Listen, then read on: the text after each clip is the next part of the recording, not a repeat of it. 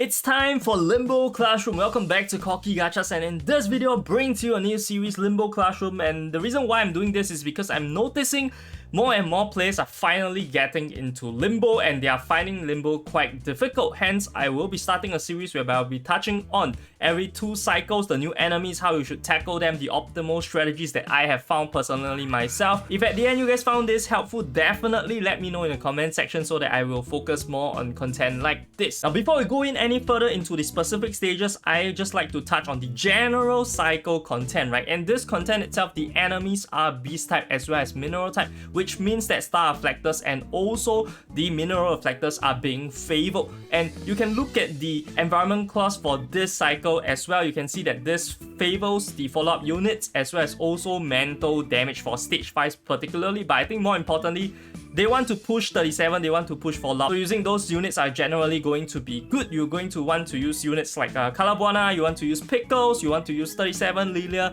Such units which have the reflectors as well as the follow-up attacks are going to be extremely good for this particular cycle. Now with that out of the way, let's dive straight into Limbo 5-1. And for Limbo 5-1, it is going to be a set of familiar enemies if you have been playing since the start of the game. For beginners, this might be new to you, and there are 2 freaking trashbacks. They are actually containing Matilda. So Matilda trashbacks are very annoying, and the problem with these 2 sets of trashback is that they have extremely high amounts of AP and also they hit pretty hard. So survivability is going to be of concern, especially for beginners. The strategy did not change though. Back then we dealt with them using control units, and similarly here, same thing applies, right? You can go for units like Druvis. It's going to be ultimate counter. If you have Druvis, definitely easy, just petrify them and then you're gonna have a very easy cakewalk. Or also you can try to go for Sasuke as a 5-star unit, easier, accessible. Or also you can use Soneto, which is more universally used compared to Sasuke. So the thing here is just to control,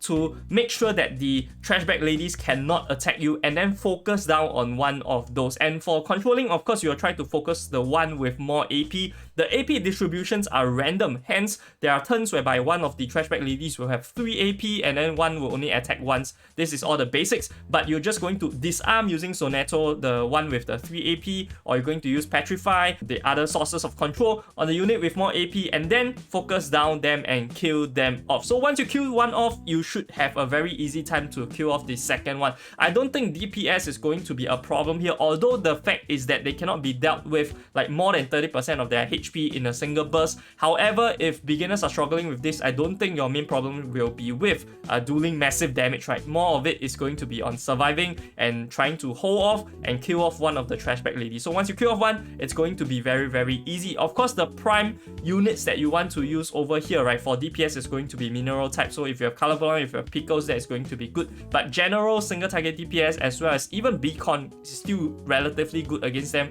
Although for Beacon, I would really suggest for you to be at I3, otherwise you are going to also have problems surviving. So these are my recommendations for 5-1. Now moving on next to Limbo 5-2, and this is a ridiculously easy fight. I doubt any one of you guys will have any problems, so I'm just going to touch on it briefly. Basically, the strategy is simple. You're just going to kill off the small robots to stun the big robot, and also once both small robots are gone, right, if there are no small robots, there's only a big robot, the big robot will not take 80% less damage. So it's a very simple thing. Just aim small robot, it will stun the big robot, you have ample time to burst down the big robot, and then once the big robot recovers and spawn the small robot, focus again on the small robot and you'll be able to clear the round pretty easily. I don't even think there are any specific units that I will recommend because this is just a very simple kill the small robots and then go for the big robot kind of a thing. So very easy. If you still have problems, just leave a comment in the comment section below and I'll take a look at what exactly the problem is. Now moving on to our Limbo 6, we have first Limbo 6-1. And for Limbo 6-1, it is within this cycle the most difficult Limbo because it has high sustainability requirements, it has high DPS requirements to make it to 12 rounds, and the units are very tanky. The second one being that the little plants, right, they are going to be dealing more critical damage and more likely to crit you if your units are below 30%. So you always have a sustainability issue. Once you go down to that threshold, right, very likely if they ultimate, you're going to die. And their ultimate minus Muxi and also also hits all units. So 2 of those 42k ones, very hard to deal with, including Druvis that also will use the ultimate as well as normal attack to petrify you. And also, if you choose to target Druvis, right, you're going to receive 50% times the attack Genesis damage reflect. So it's a counter on Druvis constantly, no stack. So once you attack Druvis, you're going to feel it for yourself. So this is why this stage is so problematic, and even going for high investment, if you have like just P0 but you have I3, right, you still cannot burst down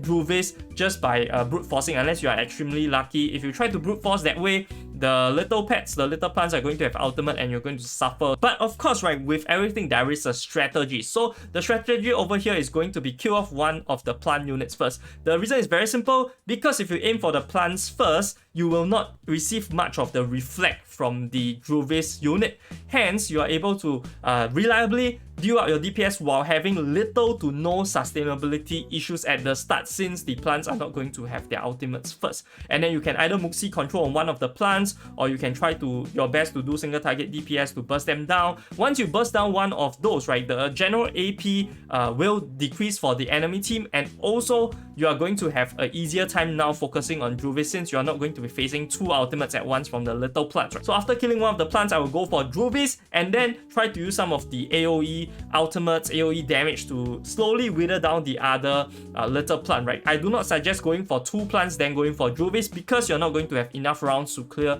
you're not going to have enough DPS. So this is the general strategy, and it goes without saying that you really want to have mineral DPS to help you, or very strong AoE DPS that is able to kill or hit all 3 units at once, right? So very notably here, you might want to use something like Jessica. Jessica has great AoE damage and single target DPS as well. Hence, is going to be very, very good. But of course, for beginners that do not have that, most likely your accessibility is going to come from Calabuana that has recently came in 1.3, or you can use something like A Knight. So once again, A Knight is very, very underrated by a lot of people, but you can see in the footage I cleared using A Knight. I tried to use it because I want to prove a point that A Knight is strong, and in fact, I want to bring 2 Fairy into this stage. And you may be asking, hey Koki, why are you bringing this 2 Fairy into this stage, right, instead of going into 6.2, which is for Star Reflectors? And the reason is because this is harder, and really 2 Fairy is not as good as Balloon Party in 6.2. And as you can see, I also brought Beacon, and that might be a bit weird, right? Why I bring a plant type to a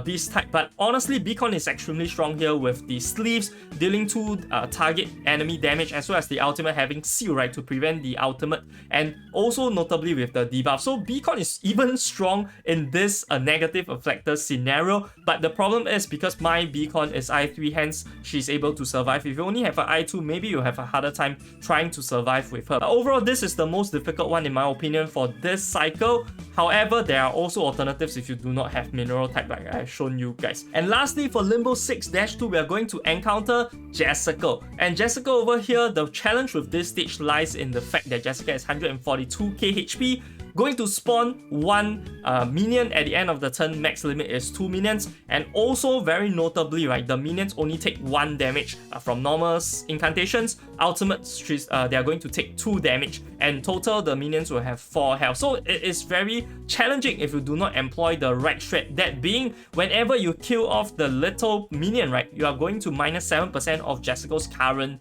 HP, as well as giving 1 Moxie to Jessica. But the main part is going to kill off this minions to get the minus HP for Jessica. But this is current HP. So the specific strategy is going to be, at the start of the round, I will focus a lot more on killing off the plants or the little minions, so that Jessica's 142k HP, right, can minus 7% at a time, and that is going to do more than you normally attacking Jessica. So focus over here is going to be killing off minions. Of course, you also want to at the same time hit Jessica if you can. And in fact, you can employ the strategy whereby the first half of the battle, right, you can focus more on fusing cards or stockpiling a level 3 single target card, while Liz throwing out all of your AoE cards to kill off the minions, right? So this is going to be a strategy that you can employ, and then you start to burst them down when the killing of the minions get less and less effective. And for the recommended units for this one, it's going to be very straightforward. If you have 37, you put for 37, just put her in. She's going to provide a lot of those follow attacks for clearing out minions. And also a notable fact is that normal incantations only do like 1 HP, but that is because it only has 1 instance. If you were to use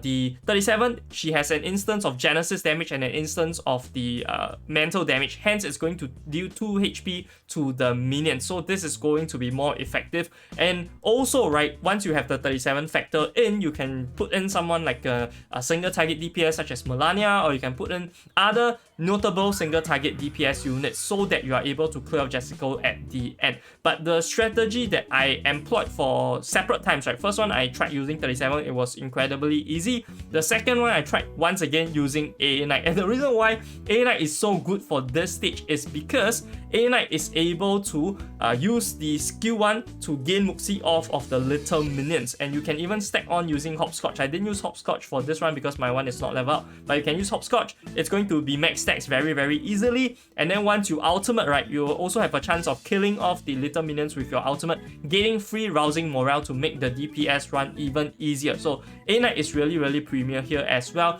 For a healer, I really prefer Balloon Party, and the reason is because Balloon Party has the counter for the 2-star heal cut, and with that, all of your units technically, right, if the little minions hit you, they will take 1 reflect damage and they'll die off this way. So focus on AoE, and if possible, you want to bring units that also have like single target capabilities. Lilia is also not bad for this because of the follow-up attacks as well as the single target prowess. And at the end, I'm going to leave you guys with a AA Knight showcase for 6-2. Enjoy!